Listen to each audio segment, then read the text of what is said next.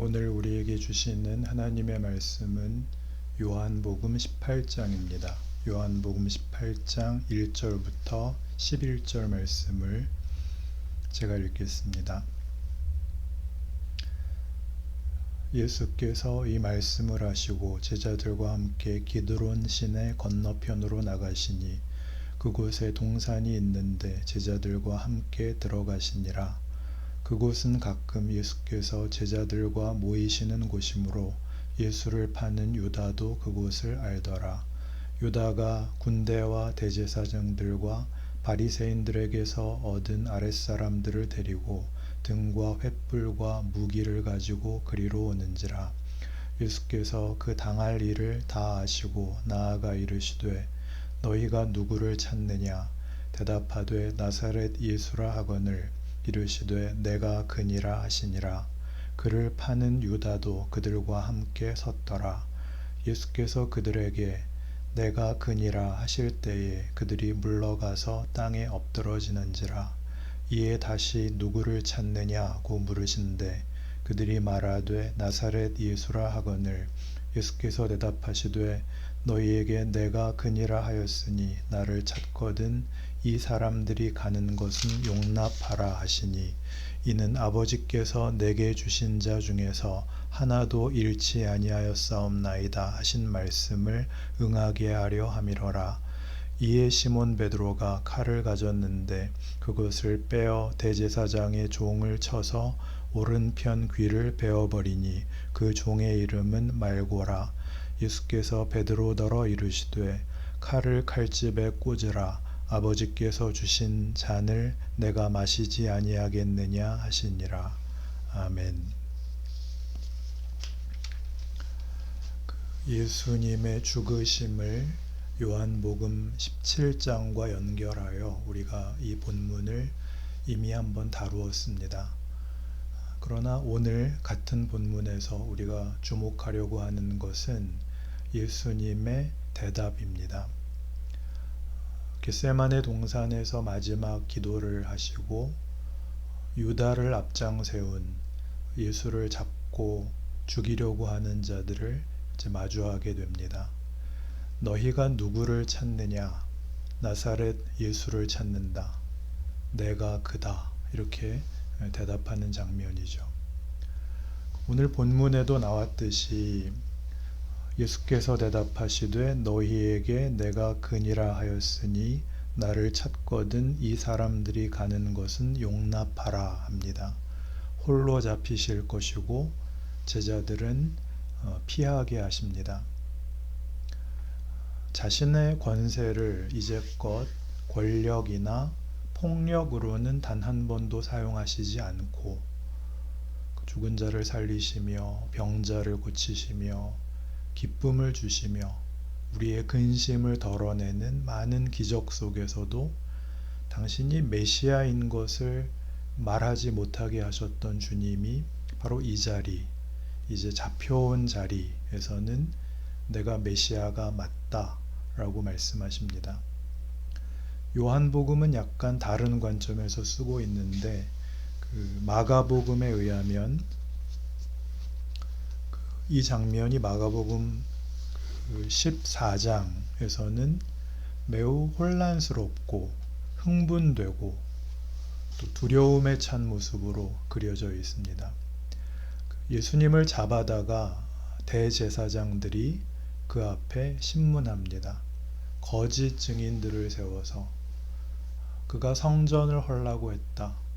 그가 자기가 하나님의 아들이라고 했다 하는 많은 증거를 대지만 그 증언이 서로 일치하지 않아서 정죄를 결정할 수 없을 때 마지막으로 묻습니다. 내가 하나님의 아들이냐? 마가복음에서는 그때 내가 그니라가 나옵니다. 그러니까 여태껏 메시아인 것을 밝히지 않았던, 감추었던 예수님께서 바다를 잠잠케 하고 오병이어의 기적을 일으키신 주님이 그때마다 내가 메시아인 것을 밝히지 말라고 숨어 다니시던 분이 여기 잡혀와 무력하게 된 장소에서 비로소 대놓고 그래 내가 메시아다 라고 답하는 것이죠. 이런 예수님의 태도는 우리의 상식과 많이 다릅니다. 우리의 생각에는, 우리 상식에는 그가 많은 기적과 권세를 드러냈을 때 내가 메시아다 그랬으면 우리는 금방 메시아에 대해 우리가 상상하는 권력과 어떤 결정을 최대치로 가지는 이해를 하게 되었을 겁니다. 우리가 생각하는 메시아에 대한 이해의 최대치는 정의를 실현하고 모든 죄인들을 심판하고 그의 백성들을 현실적 평안과 행복으로 이끄는 것이 우리가 생각할 수 있는 구원자, 구세주의 최고의 상상입니다.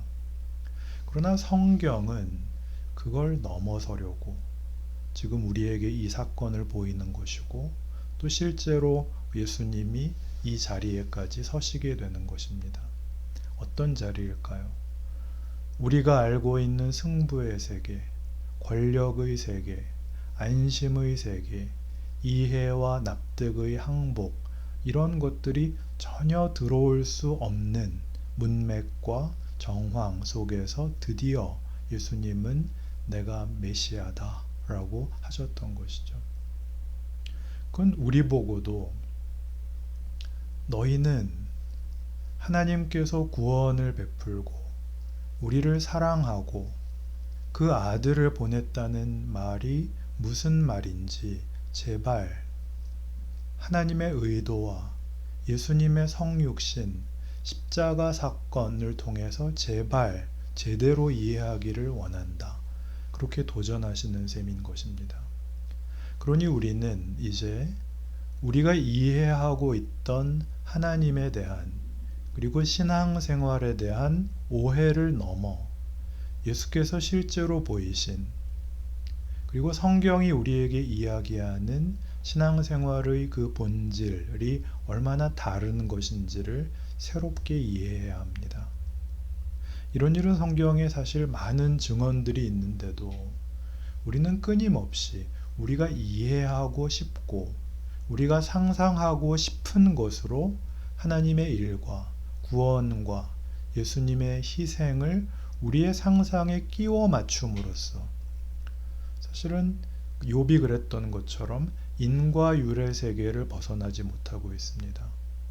하나님이 잘못하지 않았으면 보상을 해주고 잘못한 것들을 벌을 줘야지 왜 잘못한 것이 없는 나 같은 사람을 못 살게 하십니까? 여기를 벗어나지 못해서 우리에게 예수를 믿는다는 것은 잘해서 복받자는 지극정성의 싸움이 되었고 상대적으로 난 저 사람보다 나은데 왜 내가 이 꼴로 살아야 돼요? 라는 보상이 없는 것과 엉터리가 형통하는 것에 대해 분개를 하는 그런 자리를 벗어나지 못하고 있는데 그런 일들에 대해서 성경은 계속 우리를 도전하고 있는 셈입니다. 여기 마가복음 14장에서 내가 그니라 라고 하는 이 대답은 네가 하나님의 아들 그리스도냐 라는 대제사장의 질문에 대한 우리의 상식적인 답이 사실은 아닙니다. 우리말 성경으로는 더 이상 이걸 표현할 길이 없어서 내가 그니라 이렇게 되어 있는데 영어 성경을 보시면 아주 기묘하게 되어 있습니다. 내가 찬송받을 전능하신 하나님의 아들이냐 그렇게 대제사장이 묻는데 답이 yes나 no가 아닙니다. 질문에 명확하게 답을 하는 게 없고 대답이 I am입니다. I am, 나다. 굉장히 혼란스러운 답입니다. 이 질문과 대답은 모세가 하나님께 물었던 것을 기억나게 합니다. 하나님, 당신은 누구십니까? 하나님은 왜 이 일을 이렇게 하십니까? 이렇게 물어봤더니 하나님이 답하시기를 I am who I am 으로 번역된 나는 스스로 있는 자니라. 넌 나한테 물을 것 없다. 물어봐야 소용없다. 나는 하나님으로서 내 기쁨과 내 복을 너희에게 주기를 원하여 지금 여기에 있다. 이런 식의 답을 모세에게 했고 지금 예수님도 그렇게 답을 하고 있는 것입니다. 모세는 따지고 보면 그가 하나님을 위하여 자기 백성을 위하여 벌기했던 것은 고스란히 실패하고 남은 것이 없고 40년 미디아 광야에서 완전히 잊히고 썩고 그리고 체념해 버렸습니다. 그에게서 도무지 뭐가 나올 수 없는 그때에 가서야 하나님이 그를 불러 너 이제 준비되었으니 너 충분히 회개했으니 너 기도 많이 했으니 이런 어떤 조건과 이유도 없이 나는 내 백성의 신음소리를 듣고 이제 내 백성을 구원하기로 했다. 그러니 네가 가라. 내가 너와 함께 하겠다. 이렇게 앞뒤를 맞출 수 없는 그 모세의 생애에서 하나님이 그에게 찾아와 이 임무를 맡길 이유가 없는 모세로서도 이해할 수 없는 그 자리에 하나님이 찾아오십니다. 물론 그는 그 후에는 기꺼이 그의 백성들을 위하여 헌신하고 희생하고 인내하고 믿음을 지키는 사람이 됩니다. 그러나 그것은 그가 하나님의 일하심에 이제 동참하며 항복했기 때문이지 그것이 그에게 있어서는 원인도 아니고 그가 이스라엘의 구원을 만들어낸 해결자도 아닙니다. 우리의 생각과 상식과 매우 다른 놀라운 일이죠. 야곱은 혼신의 힘을 기울여 승리하려고 애쓴 사람입니다. 야뽕나루에서 하나님이 그에게 묻죠. 네 이름이 뭐냐? 너는 누구냐? 몰라서 물으신 게 아니라 그랬죠. 너는 너 스스로가 누구라고 생각하느냐? 네 정체성이 뭐냐? 저는 야곱입니다. 무슨 뜻이라 그랬죠? 약탈자입니다. 약탈자란 남의 것을 뺏어서 내 필요를 채워야 되는 피곤한 인생, 불쌍한 인생이라고 고백을 합니다. 하나님이 뭐라고 답을 하셨다고요? 얘야, 너는 내 아들이다. 다시는 너를 약탈자라고 그러지 마라. 네 필요는 다 나한테, 다 내 손에 있다. 너는 내 자식이다. 다시는 네 이름을 그따위로 부르지 마라. 이게 신자의 정체성입니다. 운명입니다. 그게 지금 이 재판장에 서셔서 예수님께서 보이시는 모습입니다. 뭘 보이시죠? 우리의 무지, 우리의 거부, 우리의 분노, 우리의 못난 것에 예수님이 함께 서 계십니다. 이걸 정죄하지 않습니다. 이걸 꾸짖지 않습니다. 이걸 구원하십니다.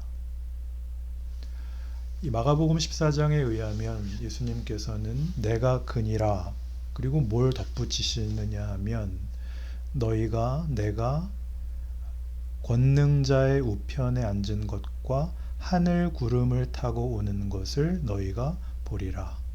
그러자 백성들과 지도자들이 펄펄 뛰면서 신성모독이다. 더 이상 무슨 증언이 필요하리요. 참람하도다 하면서 정죄하고 죽이기로 결정하고 그때부터 조롱하고 폭행을 행합니다. 그러나 그 못난 이들에 대하여 예수님은 전혀 그것을 정죄하지도 꾸짖지도 분노하지도 두고 보자 라고 항의하시지도 않습니다. 그러니까 예수님은 순진한 사람들과 진실한 사람들을 구원하러 온 게 아니라 그 자들을 구원하러 왔고 그 자들의 그 행도, 그 못난 자리를 구원하십니다. 여기가 조금 어렵죠. 여러분 신앙생활을 하면 가장 어려운 게 뭐냐 하면 나는 잘하고 싶고 무엇이 옳은지도 아는데 그게 되지 않는다는 현실을 맞닥뜨려야 합니다. 그래서 우리가 제일 많이 하는 신앙 행위는 회개입니다. 회개가 무슨 잘못이겠습니까마는 회개로 잘못을 지워버리고 끝내는 게 문제입니다. 그리고 자기 일 다 한 것 같이 굴지 말라는 것입니다. 기도도 그렇습니다. 믿음도 그렇습니다. 나는 기도 많이 했고 믿음도 가지고 있어서 그런 소원과 그런 명분에 대하여 공감하고 순종하겠다는 결심을 갖고 있다는 것이 여러분이 지금을 사는 데는 적용이 되지 않습니다. 지금은 뭐냐 하면 그 믿음의 목적지와 그 기도의 결과를 내가 소원하지만 아직 거기 가지는 않은, 그래서 세상이 예수를 조롱하고 채찍질하듯이 아직도 우리를 조롱하고 우리를 채찍질하는 현실과 울부짖음의 자리를 이런 기도, 이런 헌신이라는 것으로 도망을 가고 말지 그 자리에 서지를 않는다는 것입니다. 예수님께서는 바로 그 자리에 내가 그니라 라고 서 계십니다. 우리가 극복할 수 없고 해결이 없는 원망스러운 현실과 현장에 내가 서 있어야 되는 신앙생활의 대부분을 차지하는 시간과 경우를 우리는 외면하고 기만합니다. 나는 다 회개했어. 나는 기도 많이 했어. 로. 그럼 어떡하란 말입니까? 예수께서 오셔서 결국 예수님 죽으실 때 다 도망가버린 그 제자들과 함께 3년 반의 공생애를 사셨던 것 같이 하나님이 구원하고 싶어하는 인류와 이웃들 앞에 예수님이 우리 안에 들어와 사신 것처럼 우리 보고 그 속에 들어가 살랍니다. 그들의 못난 것과 몰 이해와 무지 속에 우리 보고 들어가서 교화하라 그러지 않습니다. 굴복시키라 그러지 않습니다. 너희는 어둠 속에 존재하는 빛이다. 너희는 죽음의 세계에 존재하는 생명이다. 그들이 너희에게서 향기를 느끼고 소망을 보게 해라.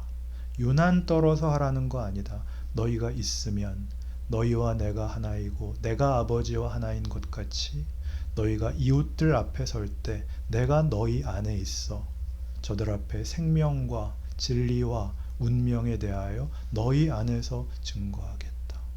그러니 회개해서 문제를 해결하고 나 기도했더니 하나님이 이렇게 하래. 그래서 결국 너 편한 거 하자고 설치지 말고 피하지 말고 살아내라. 예수님의 제자들 중에 마지막 만찬에서 묻습니다. 선생님, 마지막 날에 하나는 주의 우편에 하나는 주의 좌편에 앉혀주십시오. 너희가 잘 모르는구나. 세상에서는 잘난 자가 섬김을 받는다. 그러나 내 나라는 잘난 자가 섬기는 나라다. 나는 섬기러 왔다. 나는 죽으러 왔다. 예수님은 자신이 메시아인 것을 어떤 경우에도 힘으로 증명하려고 하지 않습니다. 그냥 와 계신 것이죠. 마태복음 16장 24절은 제자도, 즉 제자의 길, 신자의 삶의 방편이라고 알려져 있습니다. 아무든지 나를 따르려거든 자기를 부인하고 자기 십자가를 지고 나를 쫓을 것이니라. 자기를 부인하고 나 예수 믿는 사람이야 이렇게 떠들 필요 없이 신자 비신자 그런 차별화로 쉬운 인생을 살게 하시지 않는, 예수님께 홍포를 입히고 가시관을 씌우고 갈대로 때리고 네가 선지자거든 누가 너를 때렸는지 맞춰봐라, 이런 조롱과 폭행 속에 그는 침묵하십니다. 분노도, 보복도, 그리고 포기도 안 하십니다. 그게 신앙생활입니다. 하나님의 일하심의 신비하고 놀라운, 상상할 수 없는 방법이죠. 그러니 우리 생애의 신앙생활 속에 불안과 두려움이 없는 순간을 가지려고 하는 것은 사실은 다 기만인 것입니다. 기도하면 평안해져. 기도해봐서 마음이 평안해지면 하나님이 응답해 주신 거야. 그렇게 하나님을 기만하지 마시고 그 불안과 두려움을 안고 하나님이 주신 시간과 장소와 경우 속에 있어야 됩니다. 할 말이 없으면 무슨 종교적인 미사여구를 동원하실 게 아니라 침묵하셔야 됩니다. 예수님께서도 겁을 내셨습니다. 아버지여, 할 만하시거든 이 잔을 내게서 비켜주십시오. 하나님의 답은 성경에 나와 있지 않지만 그 다음 예수님의 그 행동에 의해서 분명해집니다. 더 가자. 예수님이 가시는 데까지 하나님이 함께 하시는 자리, 하나님이 끌어안으시는 자리가 되는 것입니다. 예수님이 십자가를 지심으로 가장 비겁하고 가장 참혹하고 가장 말이 안 되는 처참한 자리까지도 하나님이 품으신 자리가 되고 거기에 가시는 것으로 하나님은 자신의 영광을 드러내며 우리와 함께 기쁨을 나누는 아버지라고 당신을 우리에게 소개하며 우리 보고 이 기쁜 자리, 이 놀라운 자리에 동참하자고 부르십니다. 그것이 우리 각각의 인생입니다. 빌립보서 2장 12절을 보시면 12절 앞에 나오는 내용은 전부 예수님의 죽으심에 관한 내용입니다. 그리고 12절이 이렇게 됩니다. 그러므로 나의 사랑하는 자들아, 너희가 나 있을 때뿐 아니라 더욱 지금 나 없을 때에도 항상 복종하여 두렵고 떨림으로 너희 구원을 이루라. 두렵고 떨림으로 너의 모든 두려움과 불안, 바로 그것으로 너희 구원을 이루라 입니다. 존귀하신 교우 여러분,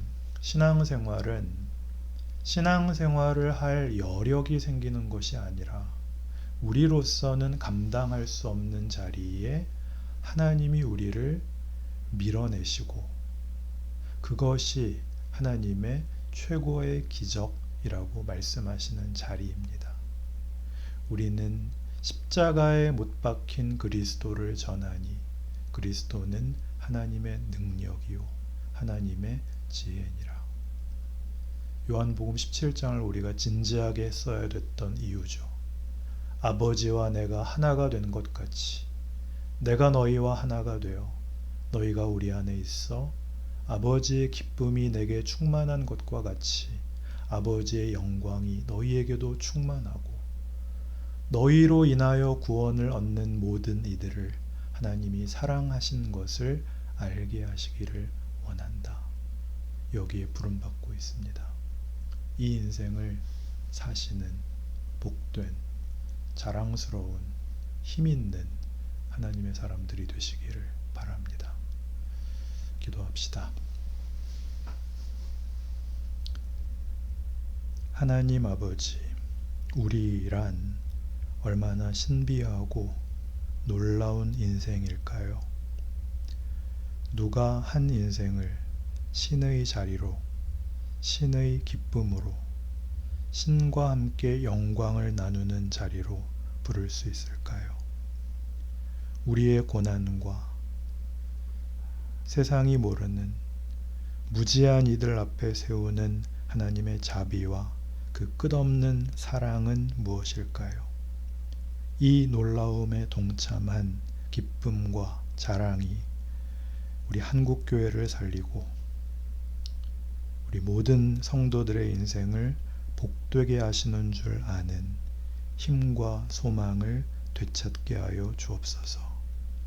예수님의 이름으로 기도합니다. 아멘.